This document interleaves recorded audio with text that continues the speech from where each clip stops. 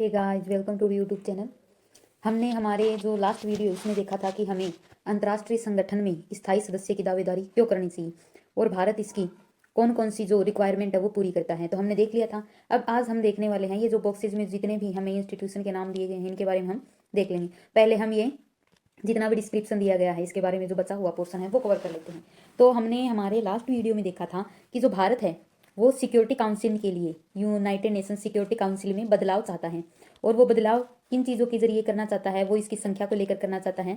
साथ ही जो शांति है, शांति का रास्ता भारत बताता है कि जब तक आप विकास नहीं करेंगे विश्व शांति नहीं हो सकती। तो शांति का जो रास्ता बताया गया भारत के द्वारा वो है वैश्विक विकास। और साथ ही भारत कहता है कि हमारे पास विश्व की सबसे बड़ी डेमोक्रेसी है, साथ ही अर्थव्यवस्था भी अब विकसित होने जा रही है। विकासशील देशों में अब हमारा नाम जो है आगे आ रहा है, हमारा एक अलग ही दबदबा है। लेकिन इसमें कुछ कमियां हैं। क्या कारण है कि भारत अभी तक यूनाइटेड नेशन सिक्योरिटी काउंसिल का स्थायी सदस्य नहीं बन पाया है? तो सबसे बड़ा जो रोड़ा अटका रहा है वो भाई है बदमाश चाइना। ये नहीं चाहता कि Bharat United nation security council में आए, क्योंकि अगर भारत आ गया तो कहीं ना कहीं भारत जो है ये विकासशील देशों का प्रतिनिधित्व करेगा, और जो चाइना की मोनोपोली है कहीं ना कहीं उसको खतरा महसूस होगा। इस वजह से चाइना जो है भारत को नहीं आने देता है, क्योंकि पाकिस्तान का तो कोई उठाव है नहीं। पाकिस्तान तो उसका क्या है, एक तरह से सपोर्ट ही है। तो भारत दक्षिण एशिया में सबसे अगर शक्तिशाली मानी चाइना के बाद में तो भारत ही है, जो कि एक बिग ब्रदर थ्योरी के अनुसार अगर हम देखें तो पड़ोसी देशों के लिए भी एक अच्छा साबित हो सकता है। लेकिन चाइना जो इसमें रोड़ा अटका रहा है, रोड़ा क्या अटका रहा है वो देखते हैं। समस्या यह है कि भारत जो है, भारत चाहता है कि वह संयुक्त राष्ट्र संघ का स्थायी सदस्य बने और उसे भी वीटोधारी पावर दी जाए, वीटोधारी सदस्य बने। लेकिन कुछ देश सुरक्षा परिषद में भारत को स्थायी सदस्य बनाने में रोड़ा अटका रहे हैं। सिर्फ पड़ोसी पाकिस्तान ही नहीं, इसके साथ भारत के संबंध खराब रहे हैं, और कुछ देश ऐसे भी हैं जो भारत को सुरक्षा परिषद में वीटोधारी स्थायी सदस्य न बनाने के पक्ष में हैं। जैसे कि हमने बताया दिया, पाकिस्तान और चाइना तो हमारे है ही दुश्मन। मिसाल के लिए कुछ देश भारत के परमाणु हथियारों को लेकर चिंतित हैं। भारत जो परमाणु हथियारों के लगातार बढ़ा रहा है अपनी सैन्य क्षमता, उसको लेकर भी कई देशों को चिंतित है कि कहीं से सैन्य पावर बढ़ रही है, अगर इसको वीटो पावर दे देगी तो हो सकता है ये रुक ना पाए भविष्य में। कुछ और देशों का मानना है कि पाकिस्तान के संदर्भ में भारत के साथ जो कठिनाई आ रही है ये एक तरह से इसकी स्थायी सदस्यता में रोड़ा अटका रहा है। साथ ही कुछ अन्य देश मानते हैं कि उभरती हुई ताकत के रूप में अन्य देश जैसे कि ब्राजील है, जर्मनी, जापान और दक्षिण अफ्रीका को शामिल करना पड़ेगा। ये भी तो उभरती हुई अर्थव्यवस्थाएं हैं। अगर भारत को शामिल किया गया तो जैसे कि जो ब्राजील है, जर्मनी, जापान है, ये भी तो विकसित होने में जा रहे हैं, विकासशील हो रहे हैं, अच्छे इकोनॉमी पावर बन रहे हैं। तो इनका भी, ये देश भी क्या चाहते हैं कि केवल भारत को क्यों वीटो दी जाए, हमें भी वीटो दी जाए। और कुछ देशों का विचार ये है कि अगर सुरक्षा परिषद में किसी तरह का विस्तार होता है तो अफ्रीकी और दक्षिणी अमेरिका को जरूर प्रतिनिधित्व मिलना चाहिए, क्योंकि जो मौजूदा सुरक्षा परिषद है इसमें इन्हीं देशों की कोई नुमाइंदगी नहीं है। मतलब बात ये आ रही है कि भारत बन तो जाए लेकिन भारत के पक्ष में कोई नहीं है।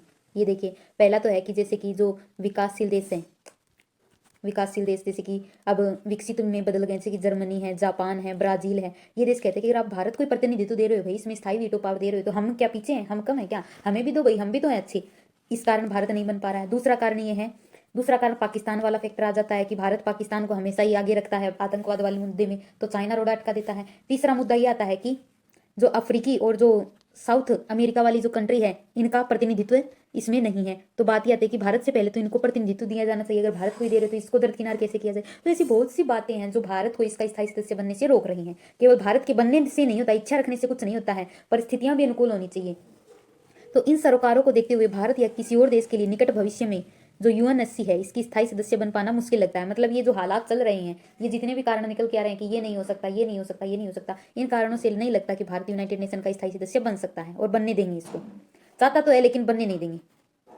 अब नेक्स्ट जो हमारी हेडिंग है वो है एक ध्रुवीय विश्व में संयुक्त राष्ट्र संघ। अब यूनिपोलर वर्ल्ड है, यूनिपोलर वर्ल्ड में संयुक्त राष्ट्र संघ की भूमिका कैसी है इसके बारे में हम डिस्कस करेंगे। संयुक्त राष्ट्र संघ के ढांचे और प्रक्रियाओं में सुधार की कुछ देशों की यह आशा भी बंध रही है कि इन बदलावों से संयुक्त राष्ट्र संघ के एक ध्रुवीय विश्व, जहां अमेरिका सबसे ताकतवर देश है और उसका कोई गंभीर प्रतिद्वंदी भी नहीं है, कारगर ढंग से काम कर पाएगा या नहीं। हमेशा ये सवाल उठता रहता है कि भाई आज अगर बात करें तो यूनाइटेड नेशन में सबसे पावरफुल जो कंट्री है वो है अमेरिका। तो क्या केवल एक ही कंट्री के पावरफुल रहने से ये संगठन जो है सभी का प्रतिनिधित्व कर पाएगा या अच्छे से काम कर पाएगा? क्या यूएसए है अपनी नीतियों से इसको प्रभावित नहीं करेगा? ये इसमें बजट में सबसे ज्यादा देता है, तो क्या अपने बजट के कारण इसको एक तरह से दबाव नहीं डालेगा अपने फैसलों के द्वारा इससे? तो ये सवाल अक्सर हमारे सामने आते रहते हैं। क्या संयुक्त राष्ट्र संघ अमेरिका के प्रभुत्व के विरुद्ध एक बैलेंस में भूमिका निभा पाएगा? क्या मतलब इसको बैलेंस कर पाएगा क्या यूनाइटेड नेशन? अमेरिका के जो बजट वाला भाग है इसको ना देख के केवल क्या एक निष्पक्ष न्याय कर पाएगा? क्या यह संगठन विश्व और अमेरिका के बीच संवाद कायम करके अमेरिका को अपनी मनमानी करने से रोक सकता है? क्या यूनाइटेड नेशन में ऐसी ताकत है कि वो अमेरिका को मनमानी करने से रोक सके? तो ये सब सवाल हैं, क्योंकि अमेरिका की तो देखिए सबसे ज्यादा प्रतिनिधित्व है इसमें, बजट के मामले में भी सबसे आगे और स्थापना करने वाले में भी वो सबसे आगे हैं। तो एक तरह से अमेरिका का तो अलग ही इस पर वर्चस्व रहता है। अब नेक्स्ट है, अमेरिका की ताकत पर आसानी से अंकुश नहीं लगाया जा सकता। इतना आसान नहीं है अमेरिका को कंट्रोल करना। पहली बात तो यह है कि सोवियत संघ को गैर मौजूदगी में अब अमेरिका ही एकमात्र महाशक्ति बचा है। सोवियत संघ जब टूट गया तो केवल अमेरिका ही बचा है। पहले तो दो महाशक्तियां आपस में लड़ रही थी शीत युद्ध के टाइम पे, लेकिन जैसे ही यूएसएसआर का विघटन होता है केवल अमेरिका का ही पलड़ा भारी हो जाता है, केवल एक ही प्लेयर रहता है, वो ही कूदता रहता है आजकल। लेकिन आजकल अगर हम देखें तो चाइना आजकल हमेशा आगे निकला हुआ, वो हमेशा हर काम में रोड़ा अटकाते रहता है। तो अपनी सैन्य और आर्थिक ताकत के बूते पर वह संयुक्त राष्ट्र संघ या किसी अन्य अंतर्राष्ट्रीय संगठन की अनदेखी कर सकता है? क्या जो अमेरिका है अपनी सैन्य ताकत के बल पर और जो इसकी आर्थिक ताकत है अब इसके बल पर क्या यूनाइटेड नेशन के फैसलों को प्रभावित कर सकता है? ये भी सवाल उठता है भाई। हो सकता है कि क्या अपनी ताकत के बल पर इसको प्रभावित कर दे, अपने मन मोटाव अपने मन हिसाब से चला ले अपने फैसलों के अकॉर्डिंग यूनाइटेड नेशन को। दूसरा ये है कि संयुक्त राष्ट्र संघ के भीतर अमेरिका का खास प्रभाव है, ये तो सभी को पता है। वह संयुक्त राष्ट्र संघ के बजट में सबसे ज्यादा योगदान करने वाला देश है। अमेरिका का वित्तीय ताकत जो है वो बेजोड़ है। यह भी एक तथ्य है कि संयुक्त राष्ट्र संघ अमेरिकी भूक्षेत्र में स्थित है। ये सबसे बड़ी देखिए बात यह है कि संयुक्त राष्ट्र संघ का जो मुख्यालय है वो भी अमेरिका में ही है, इसी के स्थान में ही है, और इस कारण भी अमेरिका का प्रभाव इसमें बढ़ जाता है। भाई जिसकी जमीन पे रह रहा है उसके विरुद्ध तो कोई प्रभाव नहीं कर सकता ना। संयुक्त राष्ट्र संघ के कई नौकरशाह इसके नागरिक हैं। जो संयुक्त राष्ट्र संघ है इसके जो कई ब्यूरोक्रेट्स हैं वो जो अमेरिका है इसके नागरिक हैं, इसके सदस्य। साथ ही इसके अतिरिक्त अगर अमेरिका को लगे कि कोई प्रस्ताव उसके अथवा उसके साथी राष्ट्रों के हितों के अनुकूल नहीं है तो अमेरिका क्या करता है, अपनी वीटो के द्वारा उसको रोक सकता है। तो मतलब इस तरह से तो देखो कोई चीज़ या फैसला आ ही नहीं सकता। यदि कोई किसी के पक्ष में या विपक्ष में यदि कहीं वोटिंग होती है तो अपनी इच्छाओं के विरुद्ध यदि कोई फैसला आता है तो वीटो करने से कोई न्यायपूर्ण तो बात होती नहीं है। अपनी ताकत और निषेधाधिकार के कारण, वीटो के कारण संयुक्त राष्ट्र संघ के महासचिव के चयन में भी अमेरिका की बहुत भूमिका भारी हो जाती है, वजन रखती है, वीटो पावर है। साथ ही जब यूनाइटेड नेशन का यदि कोई मुख्य सचिव महासचिव चुना जाएगा तो यूनाइटेड नेशन से बुझे बगैर तो हो नहीं सकता। अमेरिका अपनी इस ताकत के बूते पर शेष विश्व में फूट डाल सकता है। मतलब एक तरफा विश्व हो गया, देखिए एक तरफा ताकत है इसके पास, और डालता भी है, और उसकी नीतियों का जो विरोध है वो मंद भी पड़ जाता है। इसका प्रभाव होता भी, ऐसा नहीं है कि इसका प्रभाव नहीं होता भी इसका प्रभाव। इस तरह संयुक्त राष्ट्र संघ अमेरिका की ताकत पर अंकुश लगाने में खास सक्षम नहीं है। हमने अपना उत्तर पा लिया कि भैया खास इसके पास ताकत नहीं है, ये अमेरिका पे अंकुश नहीं लगा सकता क्योंकि पूरी तरह से अमेरिका के कब्जे में। फिर भी हम एक उम्मीद तो रख सकते हैं एक ध्रुव विश्व में जहां अमेरिका की ताकत का बोलबाला है, संयुक्त राष्ट्र संघ अमेरिका और शेष विश्व के विभिन्न मसलों पर बातचीत कायम कर सकता है। हो सकता है कि ये बातचीत कर सके। अब एक ध्रुवीय विश्व में ये तो उम्मीद की जा सकती है कि कभी जो वैश्विक मंच है, वैश्विक मंच पे कहीं ना कहीं ये एक वार्ता का मंच तो काम कर सकता है। चलो मान लिया हमने कि भैया अमेरिका का दबदबा है, लेकिन कहीं ना कहीं ये आराम से बातचीत का तो एक मंच बन सकता है कि नहीं। और इस संगठन ने ऐसा किया भी, ऐसा नहीं है कि इसने नहीं किया, किया भी इसने। अमेरिकी नेता अक्सर संयुक्त राष्ट्र संघ की आलोचना करते रहते, लेकिन वे इस बात को समझते हैं और झगड़ों और सामाजिक आर्थिक विकास के मसले पर संयुक्त राष्ट्र के जरिए ही 190 राष्ट्रों के साथ काम किया जा सकता है। अक्सर जो अमेरिका के ब्यूरोक्रेट्स हैं, उनके जो राजनेता है वो क्रिटिसाइज करते हैं, उनकी आदत है हमेशा यूनाइटेड नेशन को क्रिटिसाइज करने की, इसमें ये बातें हैं, इसमें ये कमी है। लेकिन वो ये बात भी जानते हैं कि केवल यही एक मंच है जिससे इतने सारे देश जुड़े हुए, उनसे पर्टिकुलर खुद से इतने देश नहीं जुड़े हुए हैं जितने कि यूनाइटेड नेशन से जुड़े हुए हैं। तो इतने देशों के साथ यदि कोई अपना फायदा निकालना चाहता है तो वो केवल यूनाइटेड नेशन के द्वारा ही उठा सकता है। तो इसको ये बात तो माननी पड़ेगी अमेरिका को। जहां तक शेष विश्व की बात है तो उसके लिए संयुक्त राष्ट्र ऐसा मंच है जहां अमेरिका रवैये और नीतियों पर कुछ अंकुश लगाया जा सकता है।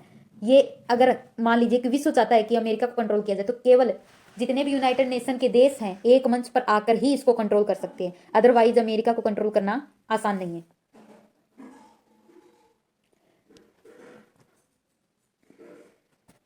नेक्स्ट है, यह बात ठीक है कि वाशिंगटन के विरुद्ध शेष विश्व शायद ही एकजुट हो पाए और अमेरिका की ताकत पर अंकुश लग पाए, लेकिन इसके बावजूद संयुक्त राष्ट्र संघ ही वह जगह है जहां पर अमेरिका की किसी खास रवैये और नीति की आलोचना की सुनवाई की जा सकती है।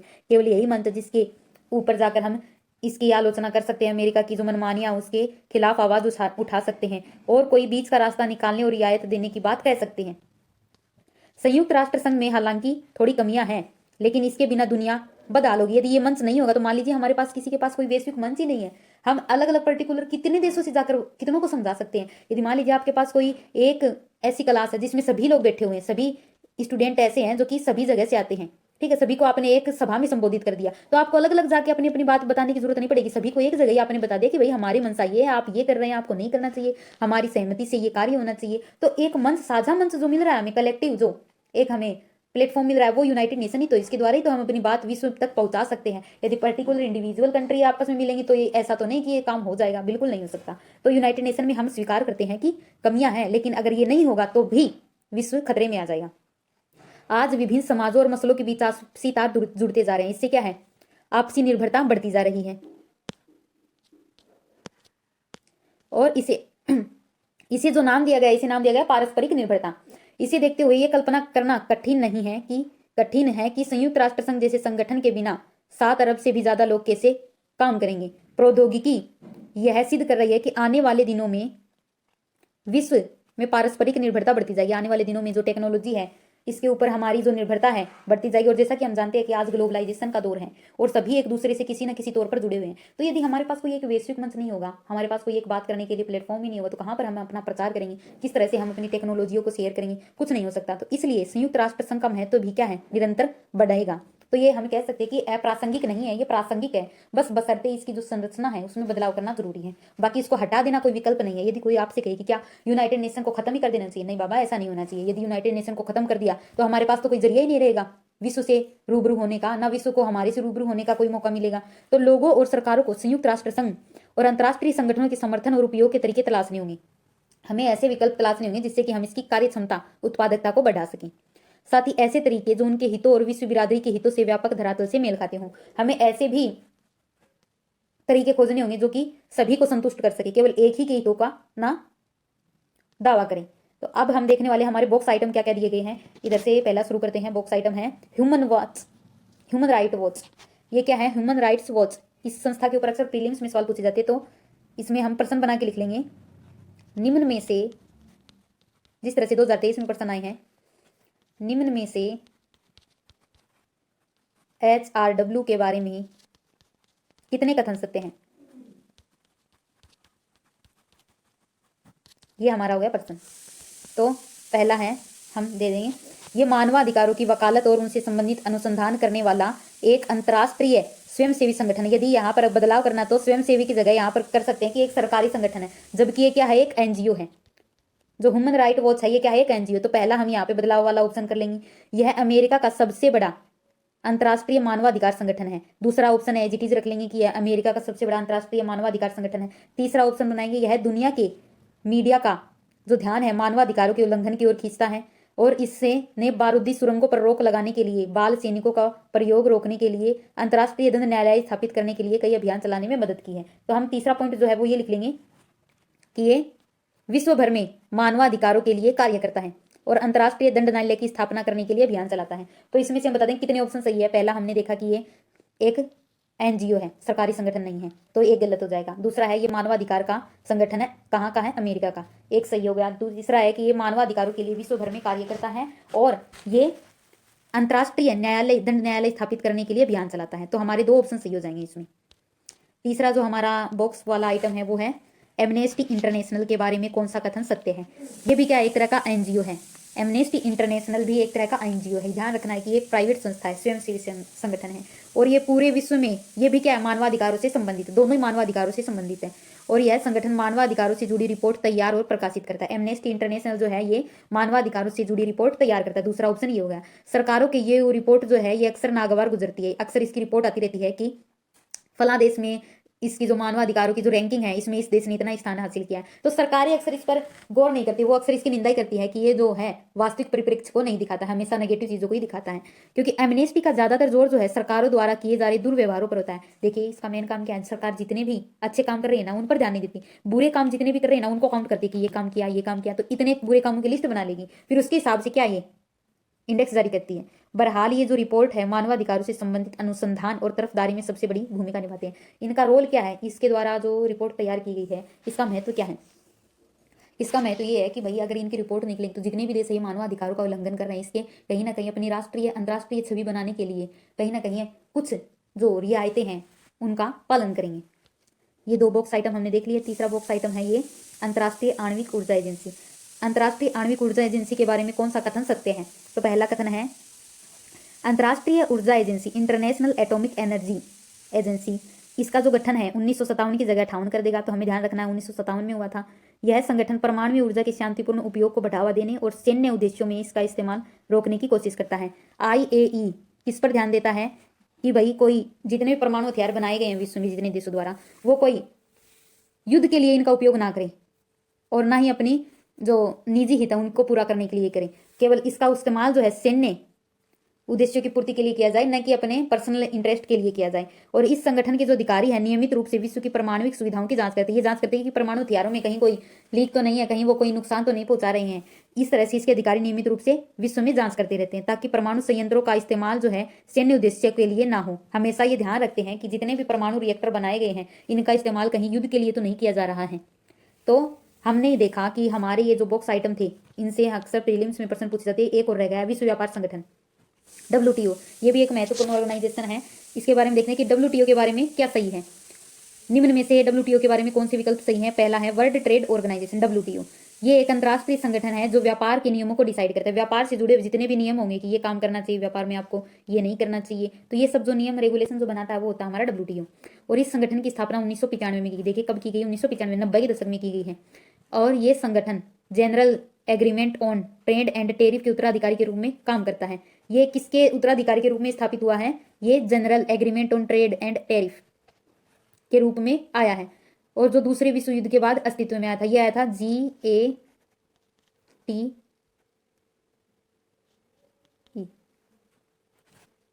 एंड टेरिफ, सॉरी ये आया था हमारे general agreement on trade and tariff.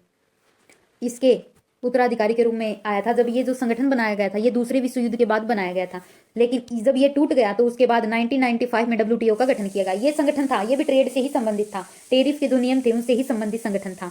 और इनके सदस्यों की संख्या जो है ये 2016 के अकॉर्डिंग, आज हम अपडेट कर लेंगे कितने सदस्य हैं WTO में। इसके सदस्यों की संख्या 2016 के अकॉर्डिंग है 164। और हर फैसला सभी सदस्यों की सहमति से किया जाता है। लेकिन अमेरिका और यूरोपीय संघ, जापान जैसी बड़ी आर्थिक शक्तियां जो है WTO में व्यापार के नियमों का इस तरह बनाने में कामयाब हो गई है जिनके हित में क्या होते हैं, फैसले होते हैं। तो मतलब क्या है कि बात तो इसके जो मैंडेट है इसमें ये कही है कि सर्वसहमति से ही फैसले लिए जाएंगे, सबकी सहमति होनी चाहिए। लेकिन जितने भी ये विकसित राष्ट्र है ना, अमेरिका, यूरोपीय संघ, जापान, ये आर्थिक ताकत है, ये अपने हित में ही फैसले करवा लेती कैसे भी। टेरिफ नियमों को भी अपने अकॉर्डिंग करा लेती हैं, तो जितने भी ट्रेड से रिलेटेड जितने भी रूल रेगुलेशन है उनको भी अपने अकॉर्डिंग करवा लेती हैं। और विकासशील देशों को बहुत शिकायत रहती है कि केवल ये विकसित देशों का प्रतिनिधित्व करता है और इसमें कहीं फैसले में पारदर्शिता नहीं होती, एक तरफा न्याय करता है और बड़ी आर्थिक ताकतें ही इन्हें धकियाती रहती है, मतलब उनका प्रतिनिधित्व करता है WTO। अभी यहाँ पे इसमें क्या दिया गया है, ये इसमें यहाँ पे मुख्यालय बताए गए हैं, इसको छोड़ दीजिए। तो ये आज हमारा चैप्टर कंप्लीट होता है, हमारा IR का अंतर्राष्ट्रीय संगठन पेपर 2 IR की ये जो हमारी यूनिट है ये कंप्लीट होती है। इसी के साथ उम्मीद करती हूँ कि आपको ये जितने भी इसके ऊपर लेक्चर किए गए हैं अंतर्राष्ट्रीय संगठन से जुड़े हुए आपको पसंद आए हों। तो हम हमारे नेक्स्ट वीक में मिलते हैं हमारी नई क्लास के साथ, जो कि हमारे अंतर्राष्ट्रीय संगठन तो हो गए हैं, अंतर्राष्ट्रीय संबंधों में हमारी जो नेक्स्ट क्लास रहेगी वो हमारी नेक्स्ट टॉपिक पे रहेगी। जैसे कि हो सकता है कि नेक्स्ट क्लास हो अमेरिका भारत संबंधों पर, भारत रूस संबंधों पर, जितने भी हमारे विकसित विकासशील देशों के साथ संबंध रहे हैं उनसे जुड़े हुए हम लेक्चर लेके आएंगे। तो अगर आपको ये वीडियो पसंद आए तो प्लीज़ इसे लाइक, शेयर और सब्सक्राइब करना ना भूलें। Thank you.